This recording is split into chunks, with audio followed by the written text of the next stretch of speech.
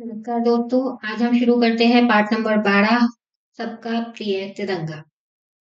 हमारे राष्ट्र ध्वज में 3 रंगों का अपना विशेष महत्व है। इन रंगों का अलग-अलग महत्व है। प्रस्तुत कविता में तिरंगे के महत्व के बारे में बताया गया है। आज हम शुरू कर रहे हैं एक कविता जिसका नाम है सबका प्रिय तिरंगा। जो हमारा राष्ट्र ध्वज है उसे तिरंगा क्यों कहते हैं? क्योंकि वह 3 रंगों से बना है और इन्हीं तीनों रंगों का अलग-अलग महत्व है। इस कविता में हम इन 3 रंगों के बारे में ही पढ़ेंगे। एक बाग के फूल सभी हम, एक हमारा झंडा, हिंदू मुस्लिम सिख ईसाई सबको प्रिय तिरंगा। हम सब एक ही बगीचे। यहाँ पर बाग किसे माना गया है? यहाँ पर बाग भारत को माना गया है। हम सब एक ही बगीचे के फूल हैं और फूल हम सब भारत के नागरिक हैं। एक हमारा झंडा, और भारत का एक ही झंडा है। चाहे वो हिंदू हो, मुस्लिम हो, सिख हो या ईसाई, सबको अपना झंडा प्यारा है। सबको हमारा अपना तिरंगा प्यारा है।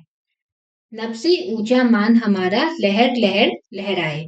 आसमान से भी ऊंचा हमारा सम्मान है, हमारी इज्जत है, जो हमारे तिरंगे के साथ लहराता है।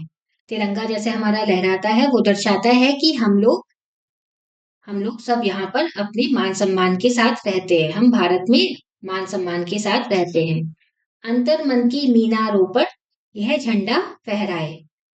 यह हम विभिन्न भाषा भाषी पर सबको प्रिय तिरंगा। अंतर मन की मीनारों पर मतलब जो हमारे मन में भी यह झंडा फहराता है। मन में भी हमारे लिए अपने देश के प्रति और अपने तिरंगे के प्रति इज्जत है।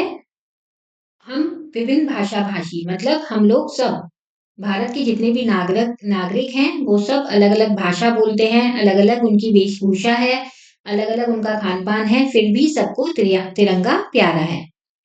इस झंडे के लिए वीरों ने अपने प्राण गंवाए, ये हम सब की आजादी की रहता अलग जगाए। इस झंडे की रक्षा के लिए बहुत सारे वीरों ने, बहुत सारे सैनिकों ने और बहुत सारे महापुरुषों ने अपने प्राण गंवाए। और यह जो तिरंगा लहराता रहता है इसका ये सबूत है कि हम लोग सब आजाद हैं। पूर्व पश्चिम उत्तर दक्षिण सबको प्रिय तिरंगा। चाहे कोई पूरब में रहता हो, चाहे पश्चिम में, चाहे उत्तर या दक्षिण, किसी भी दिशा में जो नागरिक रहते हैं, भारत के सभी नागरिक को अपना तिरंगा प्रिय है।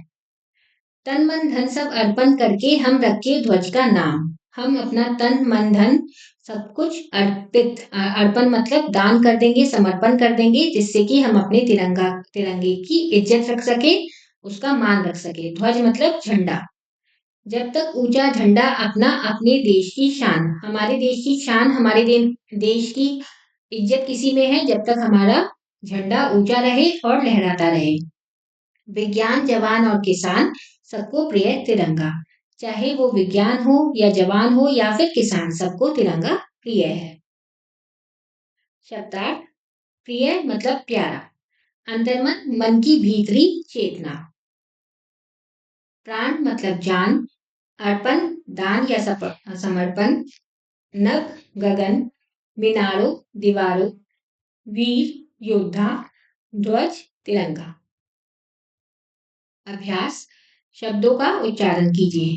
बाघ, झंडा, फूल, तिरंगा, नभ, मीनार, लहर, भाषा, वीर, प्राण, आजादी और ज्ञान। पाठ ज्ञान: वर्णों को जोड़कर लिखिए। पहला शब्द है तिरंगा।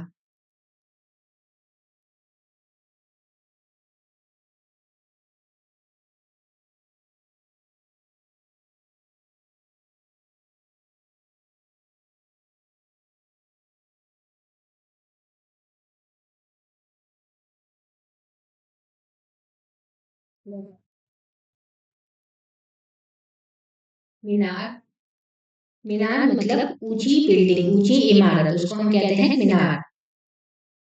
भाषा, वीर और आजादी।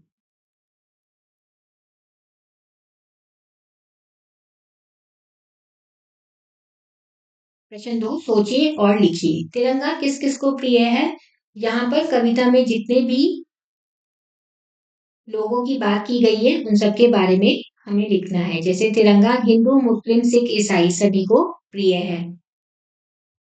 विभिन्न भाषा बोलने वाले लोगों को प्रिय है। पूरब, पश्चिम, उत्तर, दक्षिण में जो भी लोग रहते हैं उन सबको प्रिय है। और विज्ञान, जवान और किसान कोई भी हो उन सबको तिरंगा प्रिय है। कवि ने बाघ शब्द किसके लिए प्रयोग किया है? कवि ने बाघ शब्द भारत के लिए प्रयोग किया है।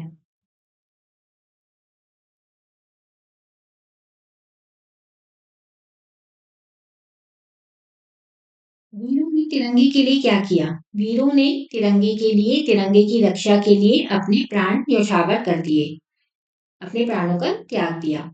हम तिरंगे का मान कैसे कर सकते हैं? हम तिरंगे का मान कैसे कर सकते हैं?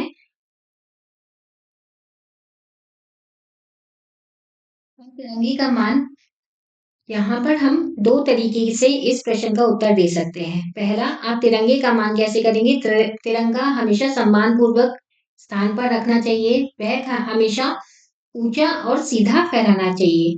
तिरंगे को कभी भी मोड़कर नहीं रखना चाहिए।